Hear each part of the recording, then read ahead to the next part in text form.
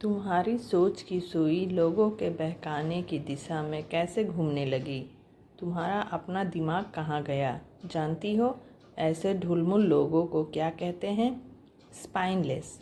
मालती तुम्हारे अनुपस्थिति में आती तब भी तुम शक करती, वह नहीं आई तब भी तुम शक कर रही हो। इसने भड़काया तो तुम्हारा सोच की सुई उधर घूमने लगी, उसने भड़काया तो तुम्हारी सोच की सुई उधर घूमने लगी। तुम अपने विवेक से काम लेना कब सीखोगी?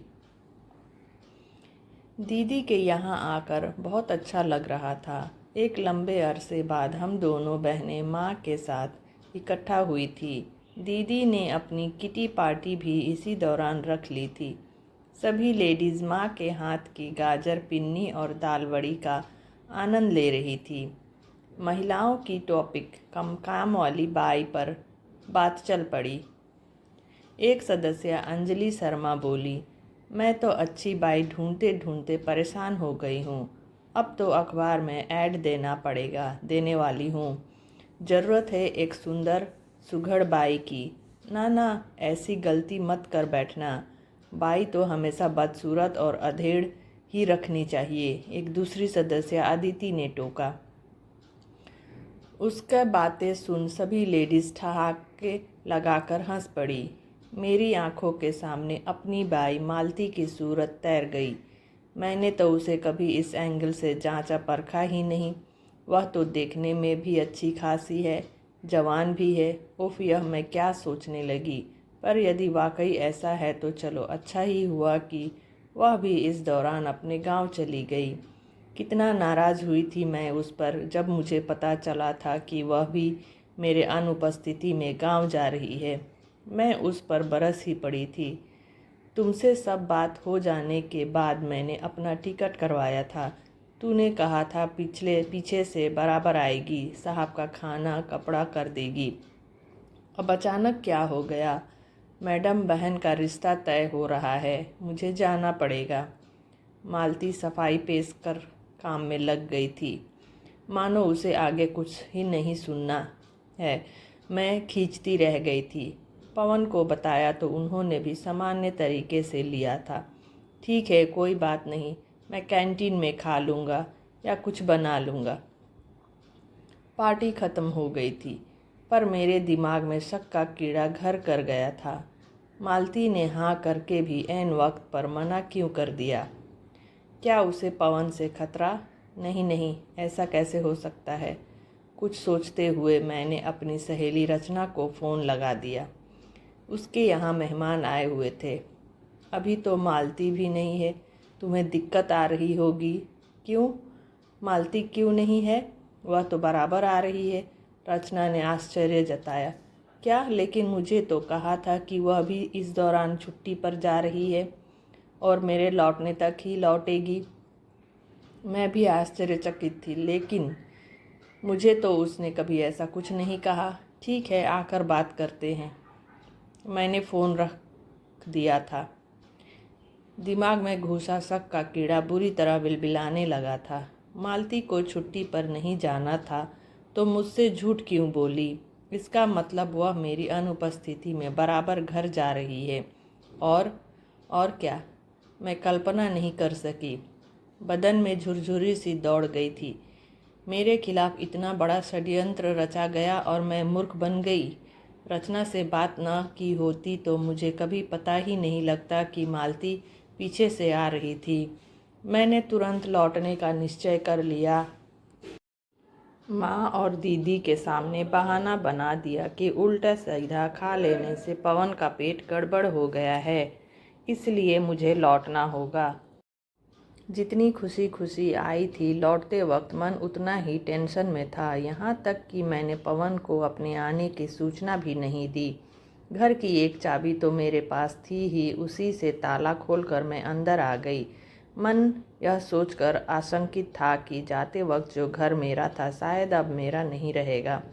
पर लाख खोजने पर भी कोई सुराग हाथ नहीं लगा।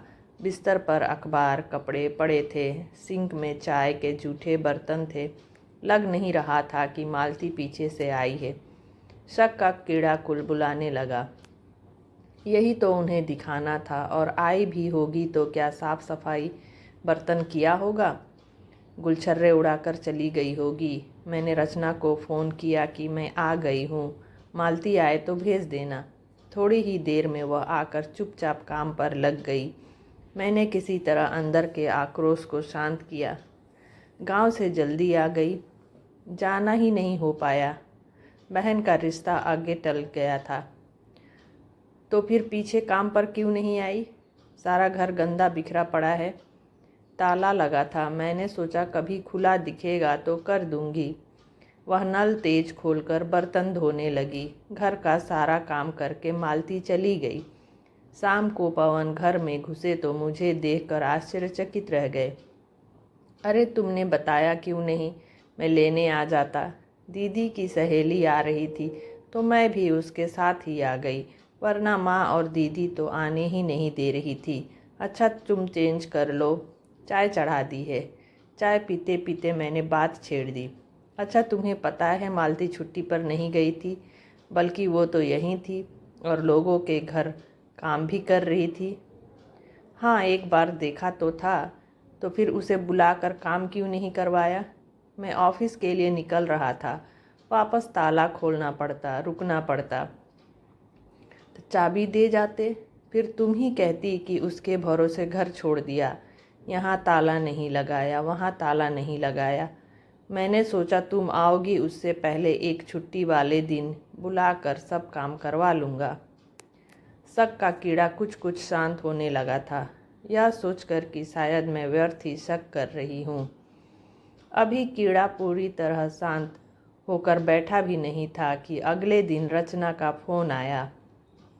मालती से बात हुई तुम्हारी? पता चला उसने क्यों झूठ बोला?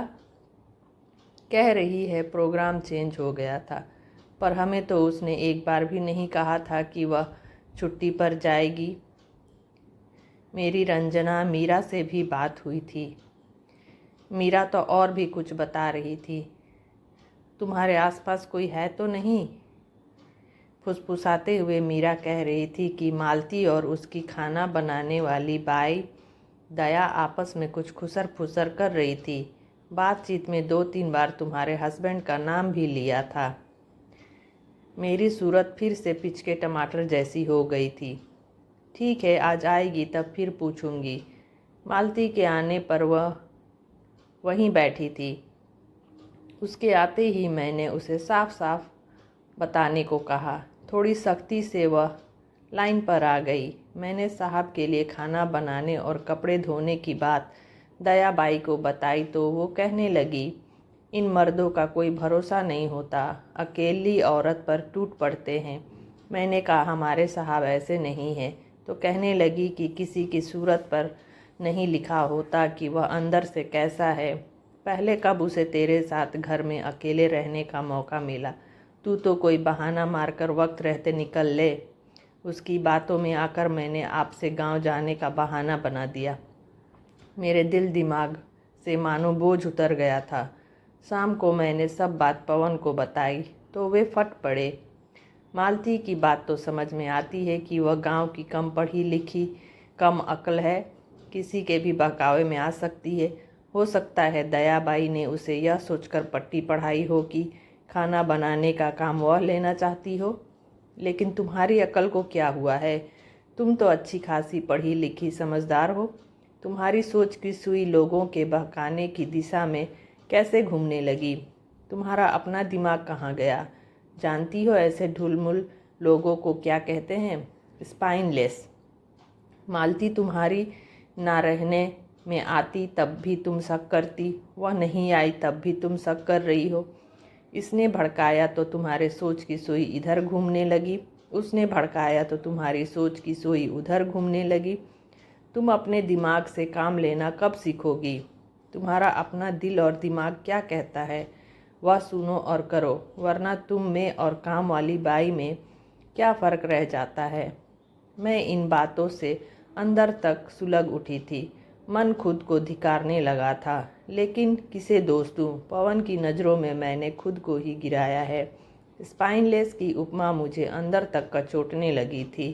यहाँ तक कि पवन के सामने आते ही मुझे अपनी आंखें तो क्या कमर तक झुकी हुई महसूस होने लगी थी। इसी बीच एक रिश्तेदार की शादी में आगरा जाने का प्रोग्राम बन गया। पवन ने 2 टिकटें लाकर मुझे थमा दी। वैसे तो ऑफिस में काम है, पर अब तो यहाँ अपने घर में भी अकेले रहना खतरे से खाली नहीं है, इसलिए मैं भी साथ चल रहा हूँ।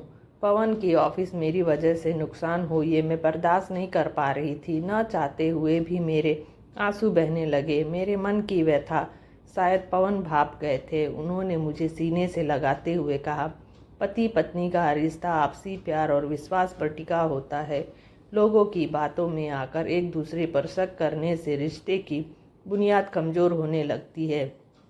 मुझे तुम पर पूरा विश्वास है और मैं जानता हूँ तुम्हें भी मुझ पर पूरा भरोसा है। मैं बीच में ही बोल पड़ी, अगर आपको मुझ पर भरोसा है तो आप अपना टिकट वापस कर दीजिए। ऐसा ना हुआ तो मैं खुद को कभी माफ़ नहीं कर पाऊँगी।